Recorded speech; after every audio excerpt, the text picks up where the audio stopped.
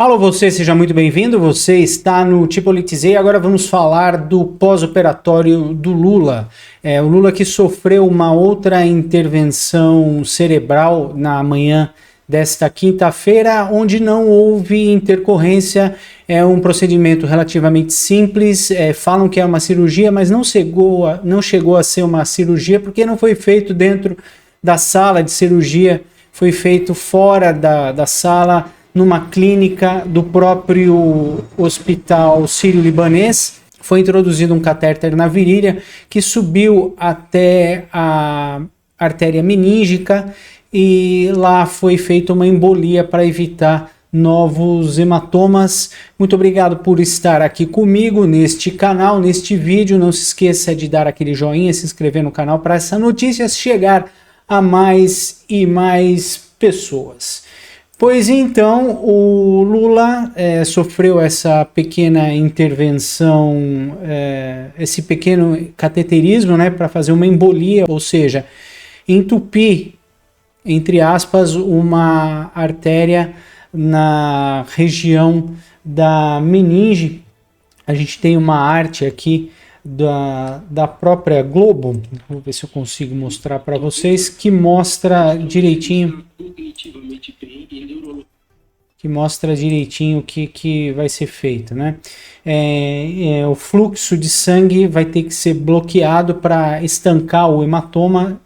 Então os médicos fizeram uma punção, né, um furo na virilha para inserir um catéter na artéria femoral que vai subir até esta região da cabeça, e lá o catéter vai ser introduzido numa dessas artérias e uma espécie de cola vai embolizar essa artéria, fazendo com que o fluxo sanguíneo não seja levado até as regiões do hematoma. O objetivo é evitar novos sangramentos na área onde houve o hematoma subdural, o acúmulo de sangue entre o crânio e o cérebro. Seria nessa região aqui, né? Então o hematoma foi feito na parte frontal do cérebro e esta embolia vai evitar o acúmulo, a circulação de sangue para esta parte aqui onde abriram a cabeça do presidente. E agora há pouco, na entrevista coletiva, os médicos falaram que o estado neurológico do Lula é perfeito, em se falando de Lula, né? A gente não pode falar que o estado neurológico, a gente não pode falar que ele nasceu com um estado neurológico perfeito, mas está aí a palavra dos médicos. Talvez a questão é se ele está cognitivamente bem e neurologicamente apto. Ele está normal, o exame neurológico dele é normal. Ele está muito bem e apto a praticar qualquer ato de vida civil, ato de manutenção da vida, ele está cognitivamente íntegro. A única coisa que a recomendação médica é que ele não se esforce nem física e nem mentalmente. Então a solicitação é que ele não trabalhe enquanto está no hospital e não passe nenhum estresse ou que receba visita que leve a ele mais alguma dúvida ou ansiedade. Mas ele está apto a exercer qualquer tipo de trabalho. Sua pergunta foi se ele tinha capacidade de assinar qualquer decreto? Capacidade total. Ele está normal para os padrões lulísticos, né? Então ele vai ter que se ausentar do trabalho. Na verdade, ele se ausenta do trabalho desde que ele nasceu, né? Então para ele não vai ser esforço nenhum ficar sem trabalhar, não é? Então, pessoal, eles estão relativizando. Deixa eu acender a luz aqui, que acho que vai ficar um pouquinho melhor, não é a imagem? Vamos ver aqui. Acho que agora fica um pouquinho melhor. Não sei se deu diferença, mas enfim. Então, eles estão relativizando, né, esse problema do Lula aí, dizendo que ele já, depois da operação, ele já estava falando, já estava comendo, já estava fazendo as coisas normalmente, mas a gente tem aqui um depoimento de um cara que, com 25 anos, não com 80, tá? Com 25 anos, fez o mesmo procedimento que o Lula fez aos 80 anos e ficou de molho, sem se alimentar, sem falar, sem caminhar. Então, vamos dar uma olhadinha no que esse rapaz aqui diz sobre o procedimento que o Lula fez. Queria que vocês me explicassem, porque o Lula abriu a cabeça. Eu operei a cabeça também, tá aqui, ó, a foto da minha cabeça aberta, tá aí, ó. Até circulei para vocês verem. E eu não saí de cara falando e comendo, não. Eu fiquei de molho em observação. Até porque abrir a cabeça não é uma coisa, cirurgia tão simples, não. Não é que nem fazer ponto no dedinho. Pô, aí agora eu quero ouvir da imprensa isso aqui, que o cara tá falando, se alimentando e não teve nenhuma sequela e tá totalmente tranquilo, sem problema nenhum. Meu amigo, vocês pegaram muito pesado. Podia falar que a cirurgia correu tudo bem, que tá tudo ok. Agora, falar que o cara já tá se alimentando e conversando normalmente, pra quê? Pra passar tranquilidade pra população de que o presidente, com 79 anos de idade, tá super bem. Detalhe, quando eu operei, eu tinha 25 anos de idade. Fui operado por um dos melhores cirurgiões do Brasil. Aí eu te pergunto, sério mesmo que o médico dele deixou ele já conversar com o pessoal, se alimentar, fazer tudo que pode? Daqui a pouco vai ser que nem aquela cirurgia no quadril. O cara operou o quadril e em menos de 6 meses já estava correndo. Eu nunca vi uma pessoa com mais de 70 anos se recuperar tão rápido. Ou vocês já viram? Alguma coisa de errado não está certo aí. Mas quem sou eu? O médico dele deve ser muito bom, mano.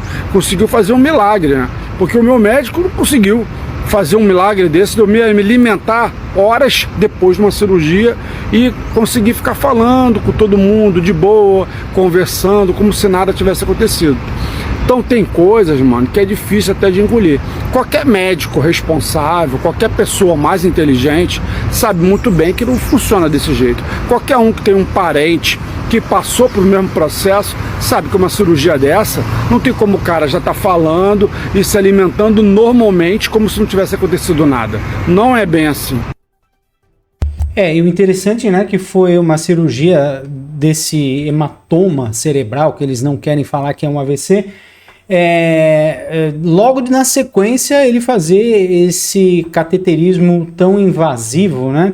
Justamente como falou esse rapaz aqui, que não tinha como o Lula tá falando depois de abrir o crânio e ter tratado um hematoma desse tamanho, não é verdade? E realmente caímos na mesma história da cirurgia do quadril. Depois de 2, 3 meses, o Lula estava por aí correndo pelos parques lá em Brasília, fazendo corrida depois de uma operação no quadril com 79 anos. Eu acho muito pouco provável e eles estão tratando a população como se fosse idiota, né? Outra coisa curiosa é onde que está a família do Lula. A gente tem a primeira cuidadora, trocadora de fralda do Lula acompanhando lá dentro do hospital, mas não há registro de que ninguém foi visitar o Lula, nem os filhos, nem os netos, nem a filha, nem aquele filho lá que falaram que ele bateu na esposa. Não existe registro nenhum de visitas do Lula. É lógico que ele não pode receber visita, porque ele está, enfim, na UTI, mas ninguém foi até o hospital procurar o Inácio, né, o presidente eleito pelo TSE. Essa é uma história muito esquisita. O cara operar o cérebro, começar a comer e falar no mesmo dia e ninguém ter ido visitar o infeliz lá no hospital. E uma outra coisa curiosa que precisa ser respondida é por que o Lula foi transferido de Brasília para São Paulo, sendo que o Dr. Roberto Calil falou que o Hospital Sírio-Libanês de Brasília tem todo o equipamento igual e não falta nada em Brasília para fazer o atendimento do bebum de Garanhuns, né?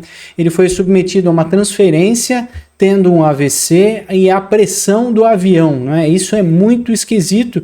E o Dr. Roberto Calil ficou nervoso quando a repórter perguntou para ele por que ele foi transferido para São Paulo, se ele disse com todas as palavras que a estrutura do Hospital Sírio-Libanês de Brasília é a mesma de São Paulo. Eu queria entender por que o Sírio de Brasília não estava preparado para atender essa intercorrência. O Sírio de Brasília estava preparado para atender essa intercorrência. por que ele então teve Opção da equipe médica. opção da equipe? Mas por que tem aqui que não tem lá? De novo, o Sírio de Brasília tem todas as condições de fazer o procedimento, por opção da equipe médica. Então, essa é uma resposta, é igual criancinha, né? Por que você fez isso? Porque sim, foi a mesma resposta do Calil, que está escondendo alguma coisa. Como é que a equipe médica vai transferir para São Paulo se a equipe médica é a mesma e a estrutura do Hospital Sírio-Libanês em Brasília é a mesma, né? Então a gente está vendo aqui muitas contradições nos depoimentos, nas entrevistas coletivas desses médicos do Lula. E uma hora ele falou que o Lula estava bem, outra hora ele disse que o Lula tinha que ter sido ia ser submetido a outra cirurgia e acabou não sendo outra cirurgia, acabou sendo um cateterismo que não precisou nem ir para o centro cirúrgico. E agora o Lula do nada está falando, comendo, podendo despachar, inclusive, com todas as suas funções motoras preservadas, e a gente realmente agora não sabe o que está acontecendo, não há transparência, não há nenhuma imagem do pudim de pinga na UTI do hospital, muito ao contrário, muito pelo contrário com o que aconteceu com o Jair Bolsonaro, né, com o Bolsonaro que foi esfaqueado na época. Ele estava na UTI, o pessoal mandava fotos, o pessoal que ia visitar, inclusive os enfermeiros batiam fotos do Bolsonaro dentro da UTI, e a gente não vê nada disso do Lula, né? A gente não vê nenhuma dessas fotos, a gente não sabe o estado realmente de saúde em quem se encontra o pudim de pinga. Enfim, vamos continuar acompanhando o que acontece na presidência da República. Formalmente, o Lula não passou a presidência para o Geraldo Alckmin enquanto está hospitalizado, mas o Geraldo Alckmin já assumiu algumas atividades, como uma reunião que ia acontecer hoje e o Lula não pôde participar, evidentemente porque está no hospital. Então, naturalmente, o Geraldo Alckmin vai representar o Lula nesta reunião. A reunião que o Geraldo Alckmin vai comandar é a reunião do Conselhão. O colegiado se reúne com ministros e empresários para discutir políticas públicas, enquanto o presidente passaria por um novo procedimento, né? O Geraldo Alckmin vai comandar a reunião do Conselhão, que é um grupo composto por mais de 200 representantes da sociedade civil responsáveis por assessorar o governo federal na idealização de políticas públicas. O presidente eleito pelo TSE, Inácio, que normalmente lidera essas reuniões, vai seguir internado, como eu já falei, no Hospital Sírio-Libanês, e ele passou por um novo procedimento para bloquear o sangramento no cérebro, se é que ele tem algum. Mas os médicos disseram que ele tem, então a gente tem que acreditar, não é? De acordo com Roberto Calil, o Lula não vai poder sair do hospital, os sinais vitais estão ok, e ele ficar no hospital faz parte do protocolo depois deste procedimento de cateterismo.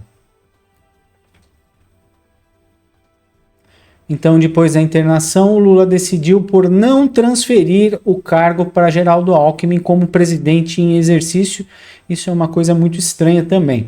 Passando somente algumas agendas ao vice-presidente, é o caso dessa recepção do primeiro-ministro da Eslováquia, Robert Fico, na reunião do Conselhão, que acontece hoje, na quinta-feira. O ministro de Secretaria de Relações Institucionais, o Alexandre Padilha, também conduzirá o encontro e estão previstas assinaturas de decretos e sanções de acordo de cooperação e de propostas. Então é isso que está na agenda para hoje. A grande importância é essa reunião do Conselhão, que vai ser liderada pelo Alckmin e pelo Padilha. Muito obrigado por ficar comigo até o final deste vídeo. Não se esqueça de se inscrever nesse canal, dar aquele joinha, comentar o que você está achando da internação esquisita do Lula. Às vezes médicos falam que ele vai ter alta, outras vezes eles falam que não vai ter alta, enfim. Escreva aí o que você acha. Não se esqueça de compartilhar este vídeo com as pessoas que você gosta e com quem você não gosta, para ajudar essas notícias chegarem a mais e mais pessoas. Muito obrigado e até já!